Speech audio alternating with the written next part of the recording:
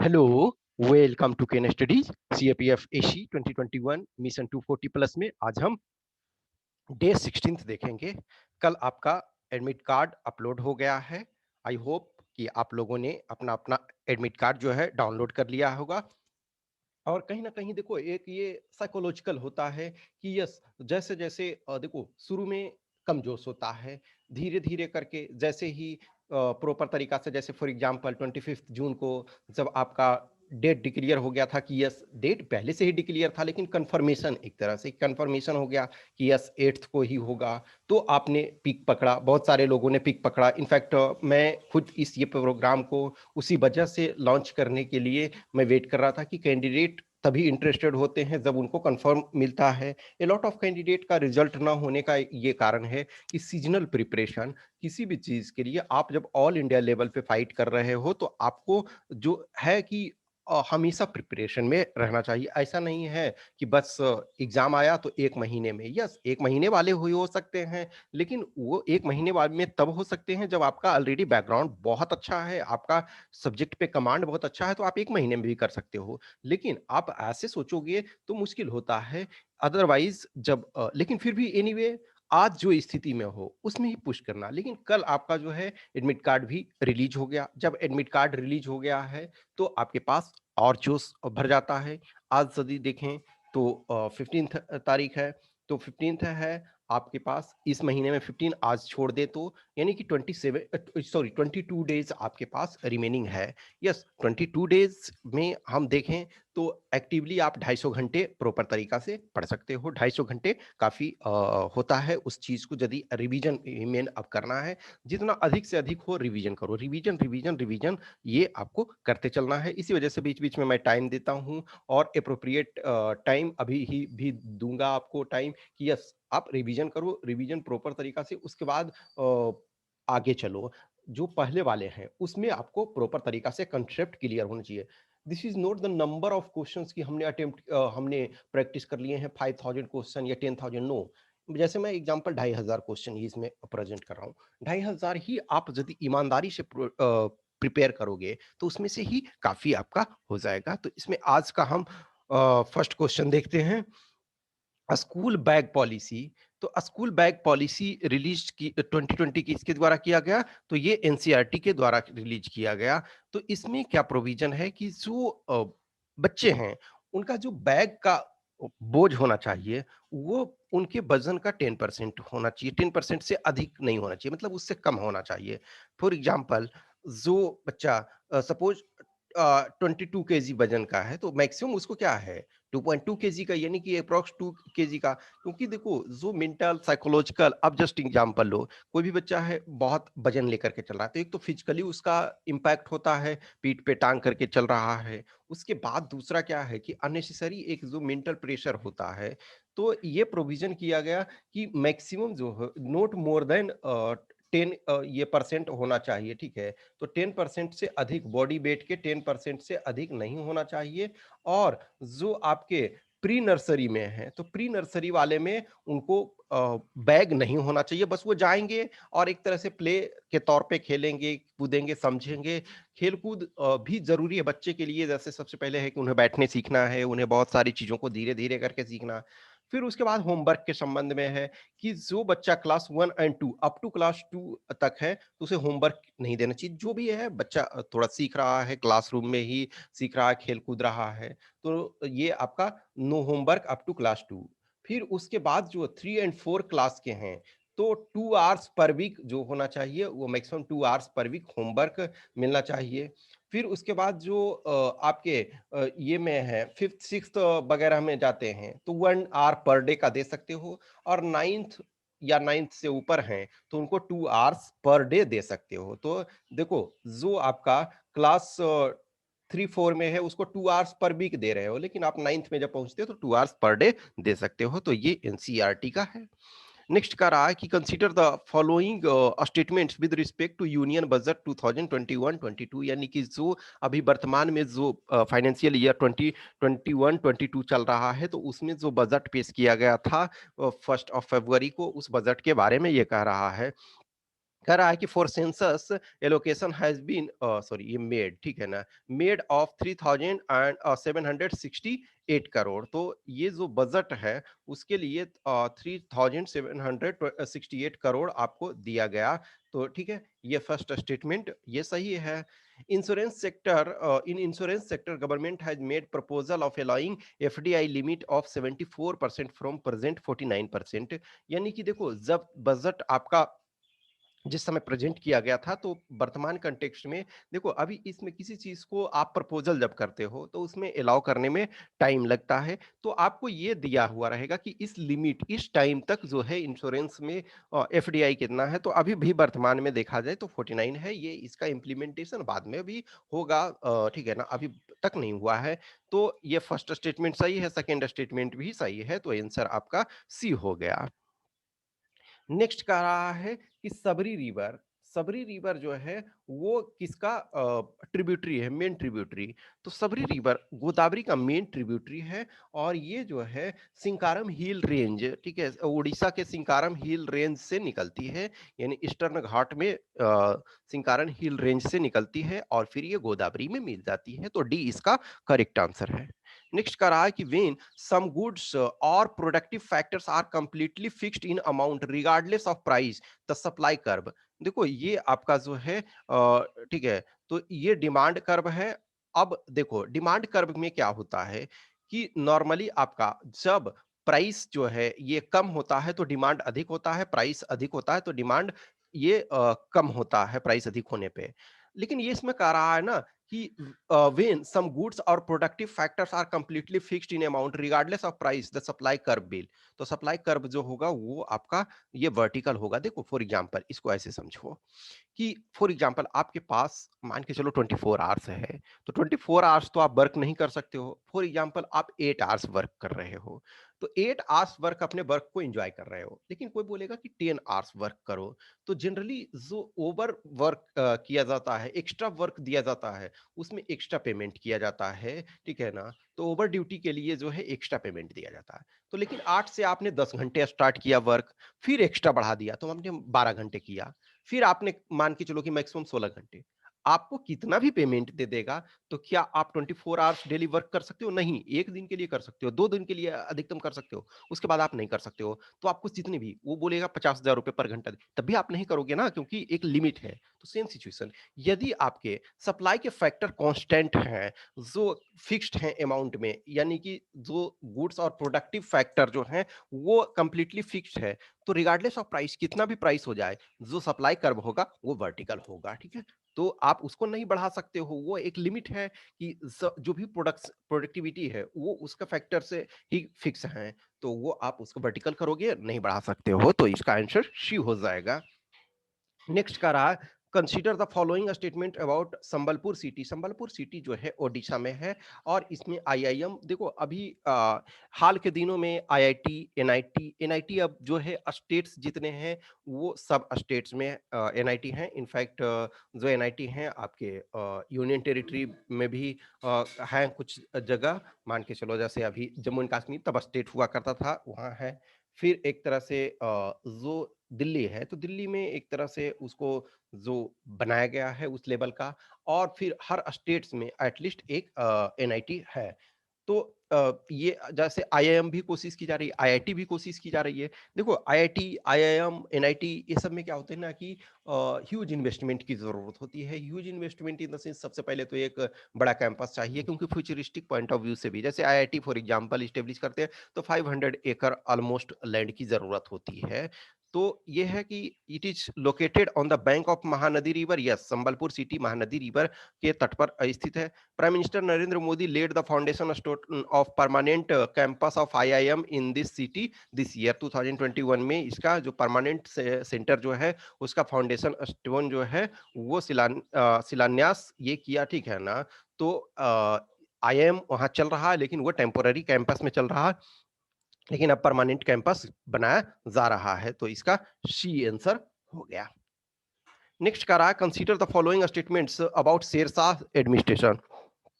तो कह रहा है कि he divided his empire into sarkars which were further subdivided into pargana. Pargana कह सकते हो कि डिस्ट्रिक्ट, एक तरह से सरकार कह सकते हो, स्टेट एक तरह से, ठीक है ना? जैसे सरकार को स्टेट मान सकते हो और परगना को आप एक तरह से डिस्ट्रिक्ट। तो सरकार तो फर्स्ट स्टेटमेंट सही है। सेकंड स्टेटमेंट है the sarkars and the parganas were directly administered by Sher Shah without the help of any other official. No, ये ऐसे ही गलत है। वो अकेले, आज के डेट में तो कम्युनिकेशन सिस्टम बहुत है, लेकिन तब उतने कम्युनिकेशन सिस्टम थे नहीं। तो आपका हर जगह कैसे कंट्रोल कर सकते हो? यहाँ एक जगह रहोगे, दूसरे जगह रिबेलियन होगा, तो कहीं ना कहीं आपको ऑफिसर रखना होता है और वो ऑफिसर जो मैनेज करेंगे। तो ए इसका करेक्ट आंसर है, बी आपका गलत हो गया, यानी कि सेकंड गलत हो गया। Next, which European ruler had observed bear in mind that the commerce of India is the commerce of the world, he who can exclusively command it is the dictator of Europe. तो देखो, ये जो Peter the great of Russia था, Peter the great of Russia वो जानता था कि India जो है वो इंडिया सोने की चिड़िया कहा जाता है और इंडिया के पास जो है रिसोर्सेस काफी है।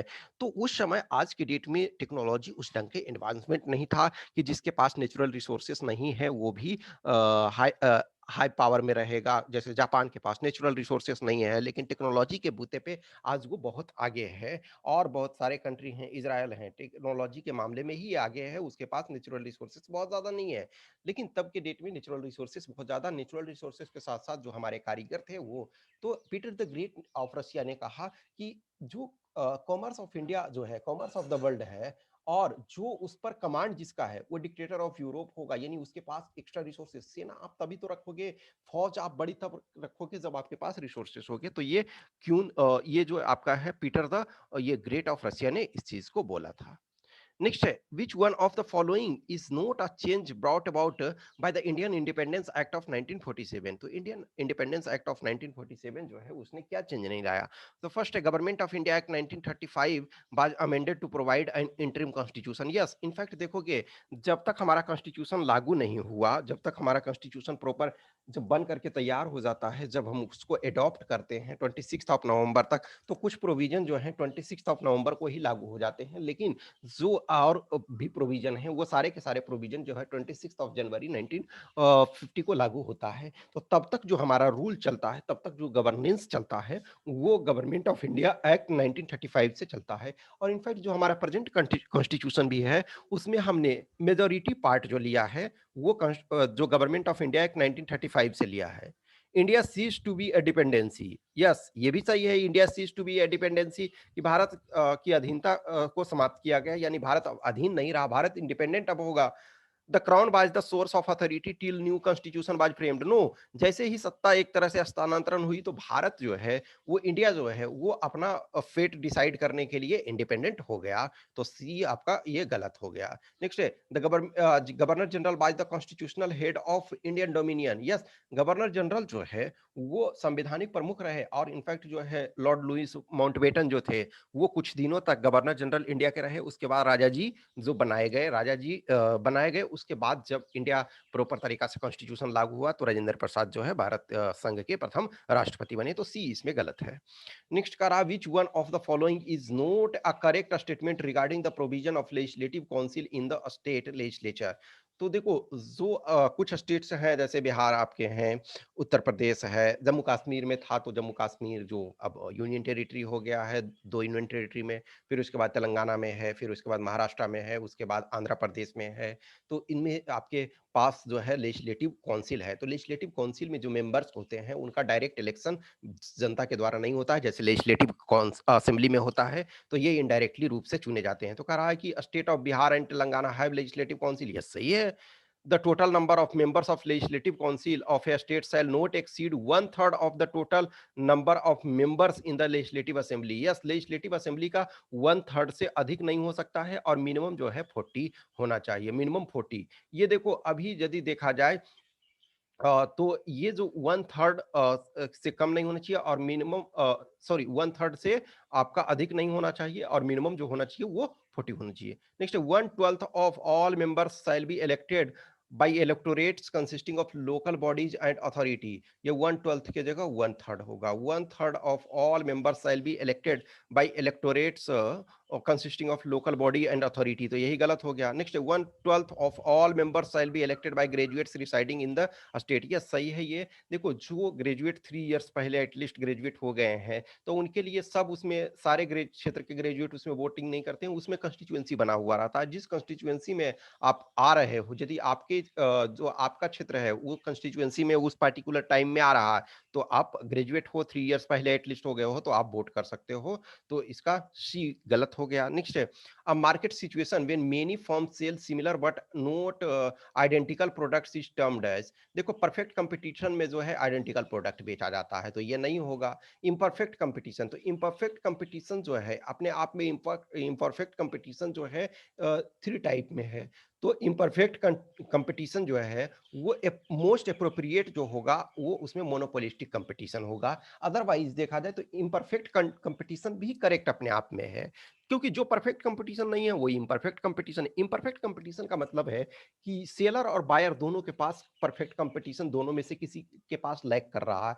फॉर एग्जाम्पल मान के चलो कि आपने कोई चीज का प्रोडक्शन किया, कोई चीज का प्रोडक्शन किया तो यदि आप प्रोड्यूस कर रहे हो तो आप उसके कॉस्ट को शायद अच्छे तरीके से समझ सकते हो, लेकिन सम टाइम जो है आप चीजों को कॉस्ट को अच्छे तरीके से नहीं समझ सकते हो। तो दोनों में से दोनों के पास जो परफेक्ट इंफॉर्मेशन नहीं होता तो ये इम्परफेक्ट मार्केट होता है। फॉर एग्जाम्पल मान के चलो कि टमाटर किसी ने प्रोड्यूस किया, तो किसान को प्रोड्यूस किया, उसको लगा कि यस हमारा जो लागत है वो 12 रुपी पर केजी प्रोडक्शन का लागत लगा है। अब मार्केट उसे मार्केट में 20 रुपीज पर केजी मिल रहा है, तो उसे तो लगा कि हम बहुत अच्छा है, 8 रुपी पर केजी प्रॉफिट हो रहा है। लेकिन आगे कुछ जो मार्केट ऐसे हैं जिसमें डिमांड बहुत ज्यादा है, सप्लाई रिलेटिवली कम है, इस वजह से प्राइस वहां 40 रुपए किलो मिल रहा है। तो जो बायर है किसान से जो 20 रुपए में खरीद रहा है तो सोचेगा कि मजा आ गया, मात्र 20 रुपया में। ये किसान खुश है अपने आप में कि 20 रुपया में मुझे 20 रुपया मिल गया, 12 रुपया हमने प्रोडक्शन कॉस्ट लगाया, 20 रुपया मिल गया। लेकिन जो सामने बंदा खरीदा 20 रुपया में खरीदा, वो सोच रहा है कि 40 रुपया तो उसका कीमत है, लेकिन ये मात्र बेवकूफ जो है 20 रुपया में दे दिया। तो परफेक्ट उसमें ये जो है इंफॉर्मेशन नहीं है, इम्परफेक्ट का। लेकिन इसमें स्पेसिफिक जो टर्म होगा मोनोपोलिस्टिक कंपटीशन, यानी कि मोनोपोलिस्टिक कंपटीशन का मतलब है कि जो सेलर बहुत नंबर पे है, बायर भी बहुत नंबर पे है, लेकिन उनके प्रोडक्ट में डिफ्रेंसिएशन है। फॉर एग्जांपल है restaurant, hotel, restaurant, coaching institute and all, ये जो है मोनोपोलिस्टिक कंपटीशन में है। ओलिगोपोली में फ्यू होता है, ओनली 2 3 4 5 व्हाटसोएवर। 2 जो पार्टिकुलरली होता है उसको डुओपोली कहते हैं, अदरवाइज ज्यादा थोड़े से होते हैं 3 4 5, तो इन्हें ओलिगोपोली कहते हैं। तो सी इसका करेक्ट आंसर हो जाएगा। नेक्स्ट कह रहा है कि which of the following country is the largest exporter of rice in the world, तो इंडिया जो है largest exporter of rice in the world है। नेक्स्ट कह रहा है कि Bal Gangadhar Tilak founded the home rule league in April 1916 in Maharashtra. Yes, home rule league जो है महाराष्ट्र में बाल गंगाधर तिलक ने स्टार्ट किया। तिलक जी जेल में थे, 6 साल तक जेल में रहे, 1908 से 1916 छूट करके आए और उन्होंने वो आंदोलन स्टार्ट ये करा। ठीक है, तो ये फर्स्ट स्टेटमेंट आपका ये सही है। नेक्स्ट है NC Kelkar was not associated with home rule movement, ये है एनसी केलकर भी जुड़े हुए थे, तो ये गलत हो गया, तो ए इसका करेक्ट आंसर है। नेक्स्ट का रहा growth and repair of demand tissues in sorry growth and repair of damage tissue involve, तो मिटोटिक सेल डिवीजन होगा। मिटोटिक सेल डिवीजन जो है, मिटोटिक सेल डिवीजन में एक तरह से क्या होता है कि रेप्लिकेट होता है, क्रोमोजोम रेप्लिकेट होता है, उसके बाद वो डिवाइड होता है 2 न्यू न्यूक्लियाई में, और ये जो है आइडेंटिकल सेल्स को जनरेट करता है। यानी कि मान के चलो कि ग्रोथ हो रहा है या रिपेयर हो रहा है, तो रिपेयर में डैमेज हो गया है तो रिपेयर होगा तो क्या है आइडेंटिकल उसमें से सेल चाहिए होगा ताकि उसको रिप्लेस कर सके, तो मिटोटिक सेल डिवीजन होगा। ये नहीं, ठीक है, मिटोटिक सेल डिवीजन ओनली इसको कर दो, मिटोटिक सेल डिवीजन ओनली, ठीक है ना। तो ये आपका ए आंसर हो गया। नेक्स्ट कह रहा है कि which one of the following is not a function of liver, तो conversion of glucose into glycogen yes है, प्रोडक्शन ऑफ यूरिया है, destruction of dead and born out red blood cells ये भी है, ये absorption of food and excess water ये from the undigested food ये large intestine का काम है, लार्ज इंटेस्टाइन का ये काम है, तो ये गलत हो गया, तो डी आंसर हो गया। नेक्स्ट करा a topographical map with a scale 1/50,000 indicates 1 centimetre to, देखो तो 1 सेंटीमीटर का मतलब 50,000 सेंटीमीटर, तो 50,000 सेंटीमीटर इसको मीटर में बदलोगे तो 500 मीटर होगा, किलोमीटर में बदलोगे तो 0.5 किलोमीटर हो जाएगा। तो ये 50 kilometre no, 0.5 kilometre. 500 metre yes, यही सही है। मीटर में करोगे तो 500 मीटर और ये किलोमीटर में करोगे तो 0.5 किलोमीटर। तो यही आपका सही हो गया, तो बी इसका सही आंसर हो गया। नेक्स्ट का रहा है मोनो एटॉमिक। मोनो एटॉमिक का मतलब है कि उसमें सिंगल एटम है, ठीक है। तो मोनो एटॉमिक स्पीसीज या कह सकते हो कि आइटम आर्टिकल्स जो भी है ये, ठीक है। तो that has 18 electrons and net charge of 2 minus. तो 2 माइनस का मतलब है कि इसके पास जो है ओरिजिनली जो है 16 इलेक्ट्रॉन थे। ओरिजिनली 16 इलेक्ट्रॉन थे, इसने 2 इलेक्ट्रॉन प्राप्त किया, तो 16 प्लस 2, तो इसका मतलब 18 इलेक्ट्रॉन इसके पास हो गया। तो और माइनस 2 चार्ज है, इसका मतलब है कि 18 इलेक्ट्रॉन यानी कि 2 इलेक्ट्रॉन इसने ग्रहण किया है। तो ओरिजिनली क्या है, इसमें 16 इलेक्ट्रॉन थे, तो 16 इलेक्ट्रॉन थे तो 16 प्रोटॉन आपके पास थे, इसमें 16 प्रोटॉन थे। तो फर्स्ट है the same number of electrons as neutral argon. Argon के पास हम जानते हैं 18 प्रोटॉन और 18 इलेक्ट्रॉन। तो ये फर्स्ट स्टेटमेंट सही हो गया कि अब देखो इसमें 18 इलेक्ट्रॉन हो गया, तो न्यूट्रल आर्गन में भी आपका 18 इलेक्ट्रॉन होता है, तो 18 18 बराबर हो गया। अब कह रहा है मोर प्रोटॉन देन इलेक्ट्रॉन, नो, इसमें जो ये स्पीसीज है उसमें कह रहा है प्रोटॉन तो 16 है, तो कह रहा है कि मोर प्रोटॉन, तो प्रोटॉन कम हो गया ना, तो ये गलत हो गया आपका बी। नेक्स्ट कह रहा टू अनपेयर्ड इलेक्ट्रॉन। नहीं देखो जो 16 है, तो 16 में क्या होता है, पहले 286, 286 था, लेकिन 2 इलेक्ट्रॉन ग्रहण कर लिया तो 288, तो ये ऑक्टेट पूरा हो गया, तो अनपेयर्ड इलेक्ट्रॉन नहीं है। 20 प्रोटॉन, नहीं प्रोटॉन तो 16 है ना हमारा, तो ये भी गलत हो गया। तो इसका ए आंसर आपका करेक्ट आंसर हो गया। नेक्स्ट का रहा है कि consider the following statements. The Jains believed that Mahavira had 23 predecessors. Yes, जो जैन मतावलंबी मानते हैं, जैन धर्म के जो फॉलोअर हैं वो मानते हैं कि जो महावीर थे 24वें तीर्थंकर थे। 24वें तीर्थंकर थे तो 23 तीर्थंकर इसके पहले हुए, और 23वें तीर्थंकर जो है पार्श्वनाथ थे। अब देखो ये जब सेकेंड स्टेटमेंट जब सही है कि पार्श्वनाथ 23वें तीर्थंकर थे और महावीर जो थे वो आपके 24वें तीर्थंकर थे, तो ऋषभ बाज इमीडिएट सक्सेसर ऑफ महावीरा। कह रहा है उत्तरवर्ती ऋषभ, तो ऋषभ कैसे हो सकते हैं, ऋषभ फर्स्ट थे, ऋषभ उसके बाद नहीं हुए, महावीर के बाद तीर्थंकर नहीं माने जाते हैं आपको। तो 24 तीर्थंकर हुए हैं, उस 24 तीर्थंकर में 24वें तीर्थंकर जो है महावीर हैं, तो उसके बाद नहीं है, तो 1 एंड 2 इसका करेक्ट आंसर हो गया। नेक्स्ट कह रहा है कि what do you understand by the term propaganda. Propaganda का मतलब है कि किसी चीज को आपको पता है लेकिन आप उसको फैला रहे हैं। फॉर एग्जांपल कि इराक है वेपन ऑफ मास डिस्ट्रक्शन, ये पता था अमेरिका को कि है नहीं, लेकिन प्रोपेगेंडा फैला रहे हो, यानी आपको पता है लेकिन दूसरा को टॉर्चर कर रहे हो उससे, ठीक है। तो it is an unverified story that is spread from one person to another. ये प्रोपेगेंडा नहीं, इसको र्यूमर कहते हैं, इसको र्यूमर कहते हैं। तो ये नहीं होगा, तो ये जब नहीं होगा तो दो ऑप्शन आपका एलिमिनेट हो गया, ठीक है, दो ऑप्शन आपका एलिमिनेट हो गया। अब तीसरा कहता है it is communicated tailor to influence opinion. Yes, ये कम्युनिकेटेड टेलर्ड यानी अपेक्षक, ये जो है ये संप्रेषण है जो मत राय को प्रभावित करने के लिए गढ़ा जाता है, यानी कि जो कर रहा है वो उसको पता है, ठीक है। जस्ट मैं बता रहा हूं, अभी मैं अननेसेसरी नाम लेना उचित नहीं समझता हूं और बताना। अभी भी बीच-बीच में कभी-कभी कुछ स्टूडेंट्स का यूनिक तरीके के मैसेज आते रहता है। इट्स बेटर है यार कि आप अपने प्रिपरेशन में द ध्यान दो। अननेसेसरी चीज़ को क्यों ये कर रहे हो? यस, देयर आर पीपल कि जिनको कोई काम नहीं है और जिनको उससे बेनिफिट हो रहा है। किसी चीज़ को हाइप क्रिएट करो। फॉर एग्जांपल ना, मैं यूट्यूब में आपको वीडियो प्रोवाइड कर रहा हूँ। Yes, a lot of people हैं जो, जैसे मैं कंटेंट बेस पे कर रहा हूँ, इस वजह से जो हमारी ग्रोथ है बहुत स्लो है। मतलब स्लो इन द सेंस है कि जो है वो धीरे-धीरे होते हैं, धीरे-धीरे बढ़ रहे हैं, ठीक है ना? उसमें ये कोई दिक्कत नहीं है। अब कुछ को क्या होता है कि कुछ ऐसे डाले एकदम अ, जोरदार इस ढंग के, तो उसमें क्या होता है कि बहुत ज़्यादा आपको, लेकिन उसमें देखोगे तो कुछ भी नहीं है। अब जैसे न्यूज़ में कुछ ये है कि यहाँ ये हुआ, नरेंद्र मोदी ने ये क्या कह दिया, उसमें देखो कुछ नहीं कहा, उन्होंने नॉर्मल जो कैबिनेट मीटिंग का था, तो वो चीज़ को किया। तो ये जो है कम्युनिकेट टेलर्ड किया जाता है, इन्फ्लुएंस ओपिनियन, इस ढंग से हाइप क्रिएट करो, इस ढंग से आपको पता है, जो करने वाला है उसको पता है। जैसे फॉर एग्जांपल किसी चीज को पोलराइजेशन जब किया जाता है, तो जो कर रहा है उसको पता है कि एक्चुअल में ये गलत है, लेकिन उसको वोट चाहिए, वो इन्फ्लुएंस उसको करना है पब्लिक को, जनता को विश्वास हो जाए कि यस जो कह रहे हैं हमारे मसीहा यही है। तो ये आपका जो है 2 सही है। तीसरा कह रहा है, तीसरा देखो ऐसे भी गलत है हमारे ऑप्शन के अनुसार भी कि इसमें ऐसा कोई ऑप्शन नहीं है।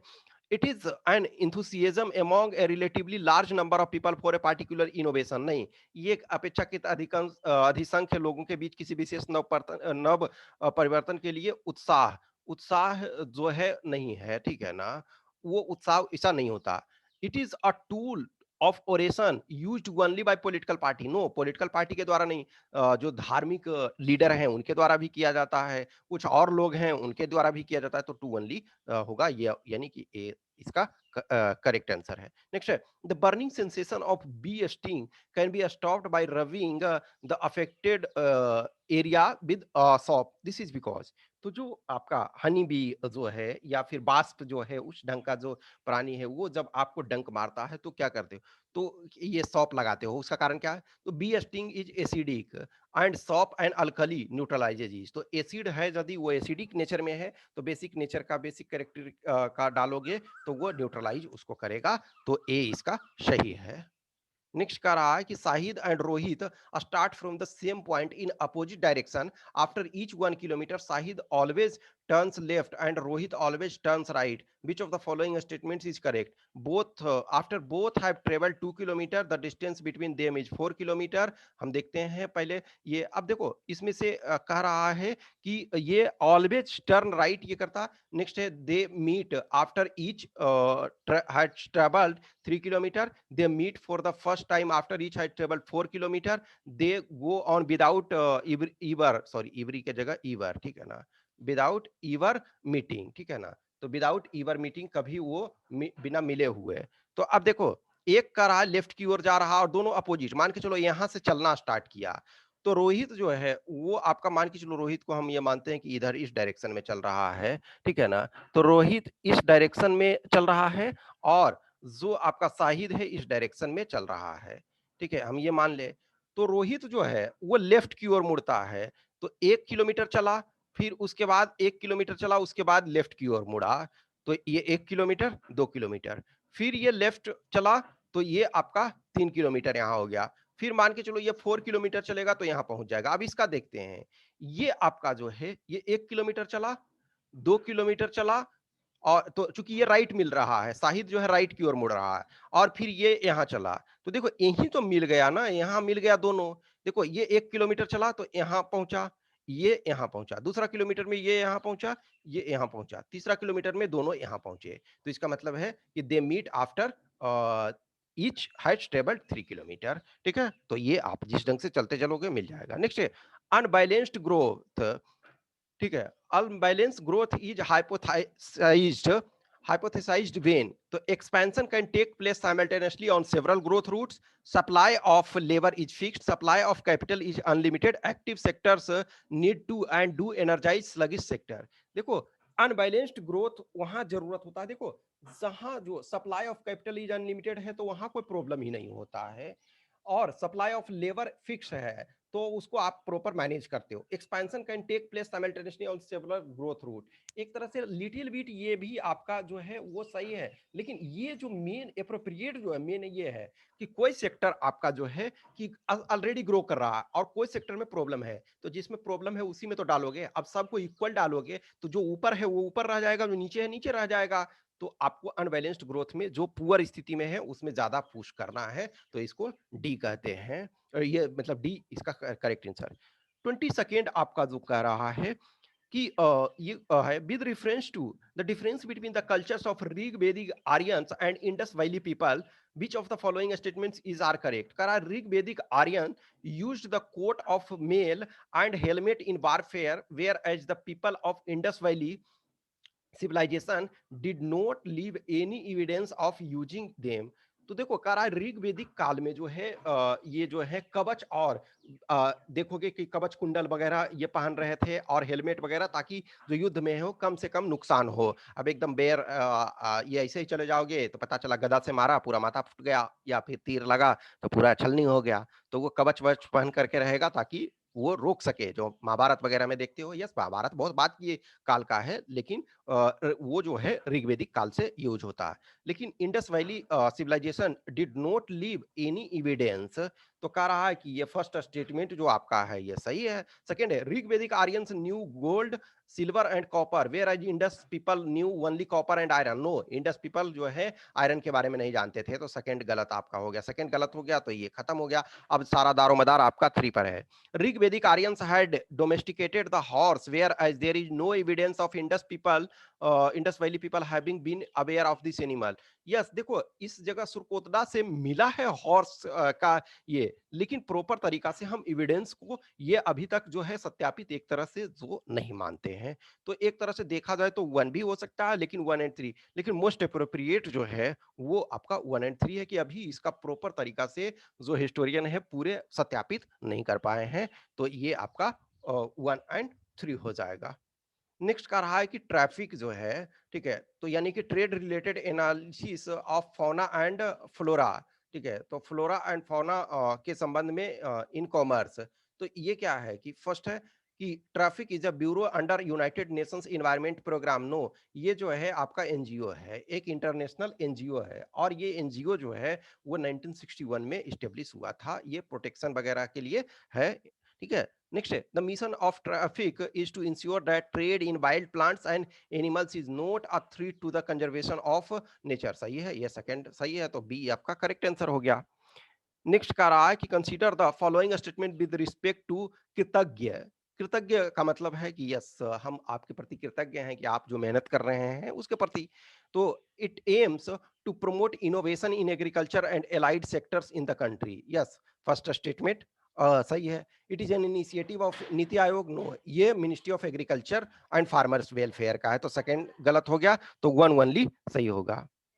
नेक्स्ट आपका है लास्ट क्वेश्चन इसमें, in 500 metre race B starts 45 metre ahead of A, but A beats the race while B is still 35 metre behind, what is the ratio of speeds of a to b assuming that both starts from the same time at the same time। तो देखो क्या है कि total जो race है आपका वो 500 metre का है, तो 500 मीटर का ये रेस है।